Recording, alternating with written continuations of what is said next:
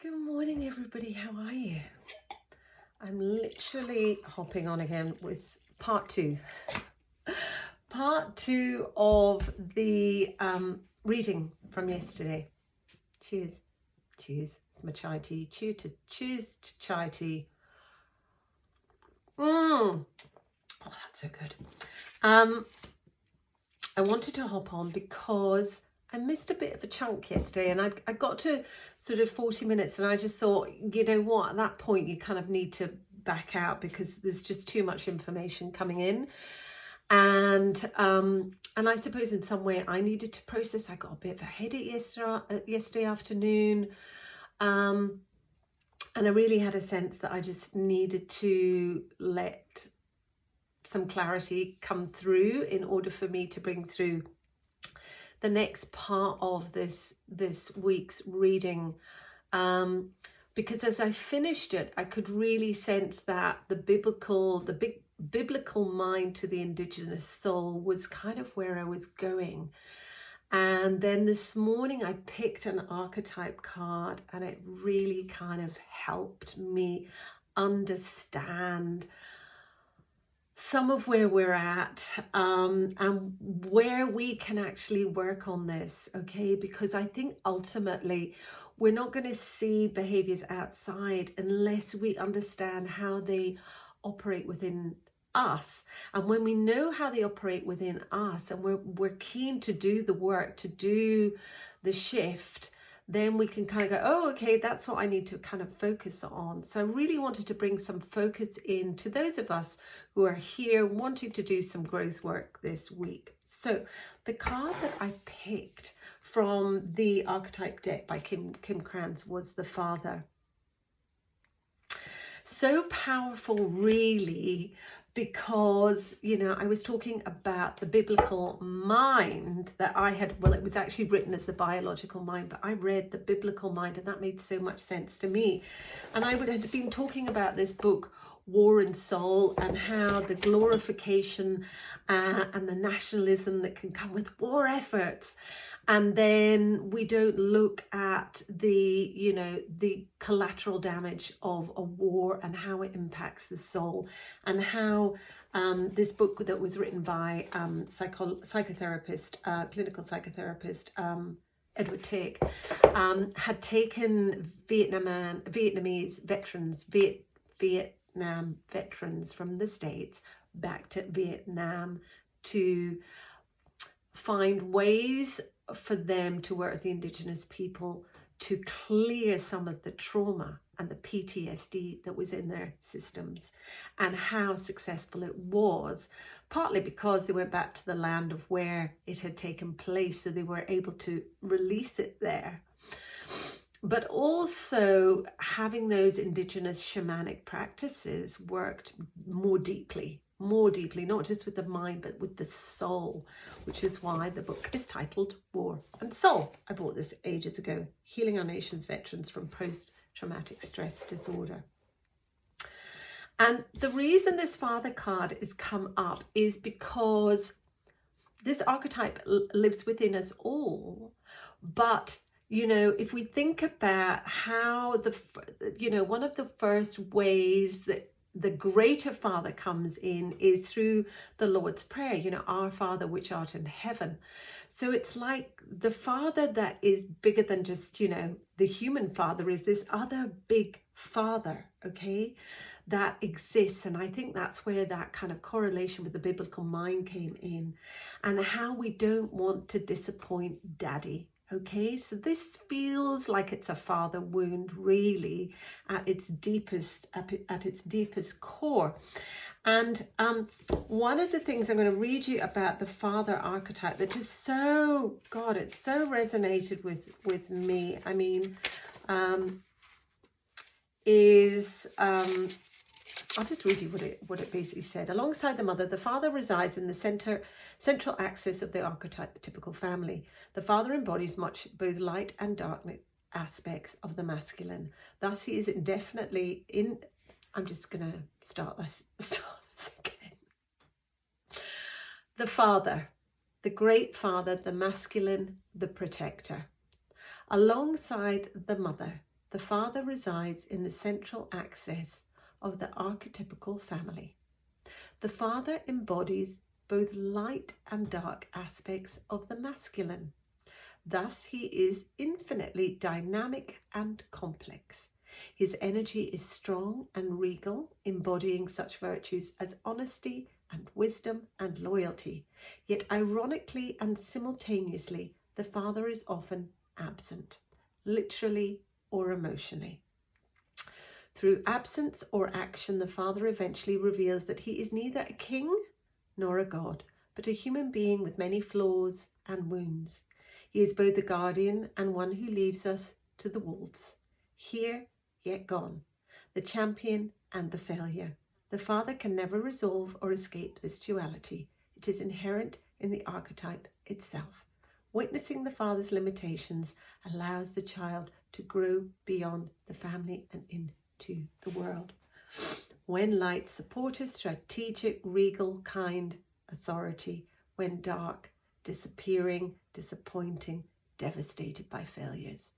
Okay, so, immediately we can see the father figure that doesn't know what to do with the injuries of war, that doesn't allow even, I had a friend who, was in the RAF, and he said, when they come back from, a combative, what do you call it when they're situation for 3 months or 6 months or whatever, they would all be given the debrief and asked whether or not they wanted, support, counselling, and they would all kind of look at each other and no, we're fine. And it was the families that were impacted most, because the men didn't want to appear weak, or not just the men, but the women as well did not want to appear weak, like they didn't have this covered. And I think that is when this all starts to go into its shadow side.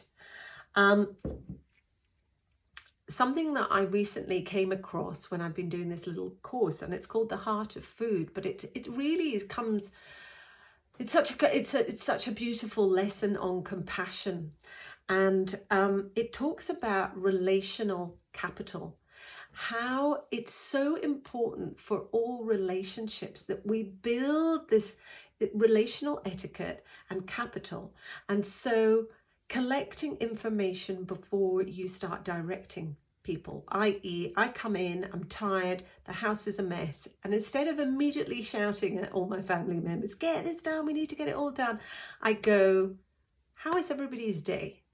Because then I can start collecting information and immediately finding out, oh, okay, so my son's had this kind of day, so he's definitely not going to be up to doing that.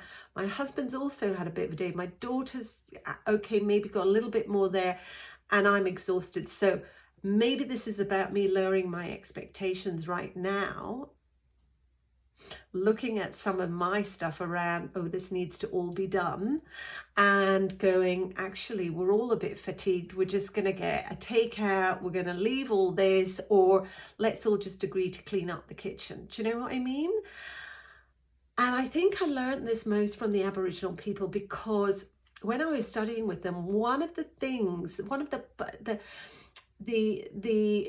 healing and recovery from colonization has been around community consultation. It's like, do not come in and tell us what to do, because that's what's been going on, okay? Don't come in with your PowerPoint presentation and your clipboards and your whiteboards. Come in and ask us what we need, what's going on, and then, come back and say, well, this is what we can offer you, all right?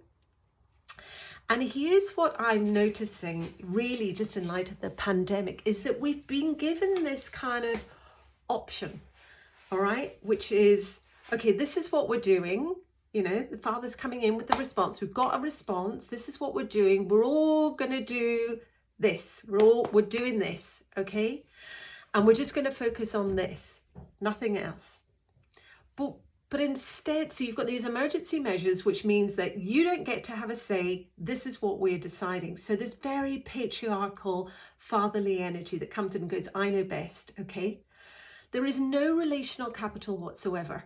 Okay, there's no, what do you as a community need? Okay, and as soon as that happens, inner rebels immediately are kicked up. Okay, immediately come online because they're going, hang on a second, you're telling me what to do. I'm a grown woman. I've been through menopause. I've got 3 children. I've been in accident emergency departments. I've done this. I've done that. I've gone through that. I've healed myself from chronic illness. Da, da, da, da, da. Who are you to tell me? Okay, who are you to tell me what's right for me? Okay, so the inner rebels are immediately activated. Okay, and the people that have been vilifying and demonizing all those inner rebels, they're there because there's not been any relational capital built. Okay, so initially I get it, like, you know, the pandemic starts and immediately everybody goes, okay, let's lock people down, socially distance, masks. Okay, that's the first priority. And then that's when the community consultation should have started.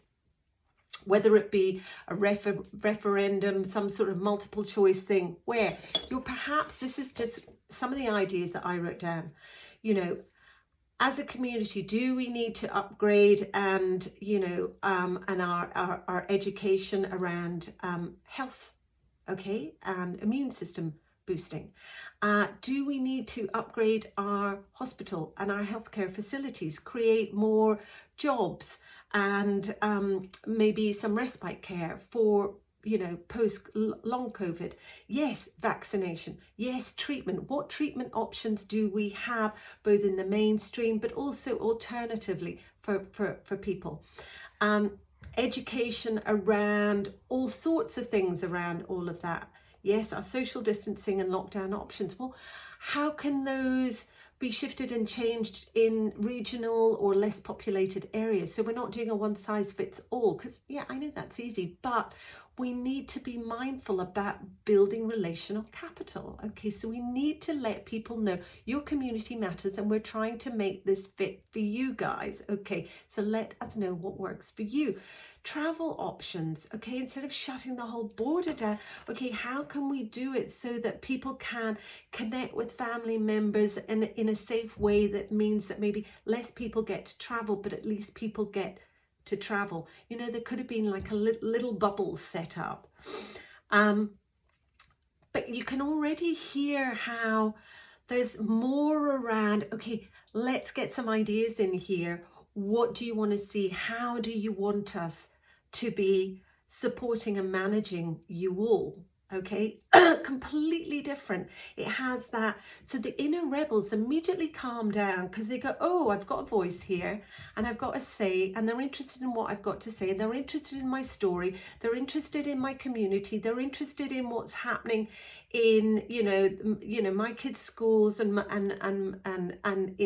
in my state and all the rest of it. There's a bit more commitment rather than just do as you're told and do it this way. And then you have all this collateral damage that happens because you're in this very binary thinking, which is, I'm right, I know what to do, and we're doing it this way. And then just the collateral damage because those voices are not respected and not allowed to be heard because the dominant father's going, I don't want to hear about it.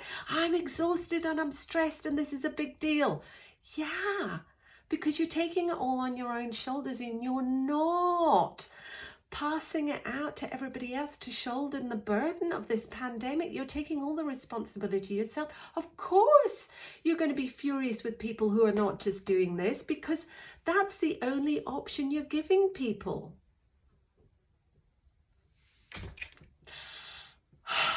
I've not got much longer, so I'm just going to leave it there. But I really wanted to share that, and I hope it helps people better understand this father archetype and how we can work within ourselves. So look at anything, go online, look at, you know, healing the father wound, look at father wounding, and look at what aspects of you might be alive where you're not building relational capital with people. You're immediately going into demanding things from them without first having a bit of a community consultation.